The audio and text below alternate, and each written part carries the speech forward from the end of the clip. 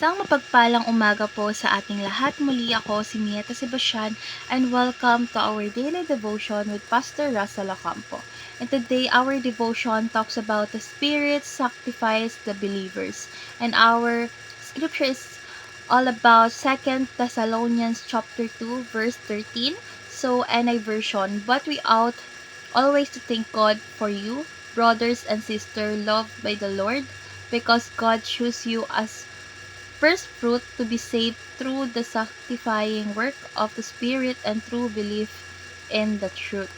So, tungkol saan nga ba tong verse na ito? So, yung verse na ito is nagpapahayag ng pasasalamat kay Apostol Pablo para sa mga mananampalataya sa Thessalonica. So, binibigyang diin niya na sila ay pinili ng Diyos para sa kaligtasan sa pamamagitan ng sanctifying work o pagkakabanal ng banal na espiritu at kanilang pananampalataya sa katotohanan.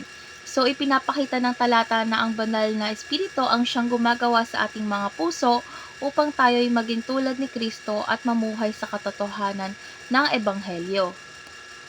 So, dadako na tayo sa ating teaching. So, yung first teaching is the Spirit sanctifies us into Christ-likeness. So, ang layunin ng Espiritu Santo ay ang gawing mga katulad tayo ni Kristo. So, ito ay isang proseso ng pagpapabanal kung saan binabago niya ang ating mga puso, isipan at buhay upang umayon sa kanyang character. So, second is the Spirit change us from the glory to glory. So, ayon sa 2 Corinthians chapter 3 verse 18, tayo ay binabago mula sa isang kalwalhatian patungo sa susunod. So, ibig sabihin, ang ating spiritual na paglago ay isang patuloy na proseso at ito ay sa pamamagitan ng kapangyarihan ng Espiritu Santo. So, last teaching is the Spirit transforms us through the Word. So, ang banal na espiritu ay kumikilos sa pamamagitan ng salita ng Diyos. So, habang binabasa at pinagninilay-nilayan natin ang Bible, binabago tayo ng espiritu or binabago ng espiritu ang ating buhay upang tayo maging mas mabuti at higit na masunurin sa Diyos. So, dadako na tayo sa ating application. So, yung first application is read the Bible prayerfully. So, regular na basahin ang Biblia da may kasamang panalangin, hinihingi sa espiritu ng pag-unawa at gabay upang maunawaan ang kanyang salita at mga plano. So, ako, kapag nagbabasa ako, syempre kailangan muna nating mag-pray kasi hingin natin yung knowledge and wisdom. Kasi hindi lang dapat tayo nagbabasa ng Bible, dapat pinipray din natin knowledge and wisdom. Hindi puro basa kasi kung puro basa tayo, paano natin siya ma-apply? So, dapat prayer, understanding, and application yung gagawin natin. So, second is apply the principles of the Bible. So, dapat wag lamang maging tagapakinig ng salita ng Diyos, kundi maging tagatupad din tayo. Kasi kailangan natin ipatupad ang mga aral at prinsipyo ng Biblia or Bible sa ating pang-araw-araw na buhay. So, third is be better every day. So, sa bawat araw magsikap na maging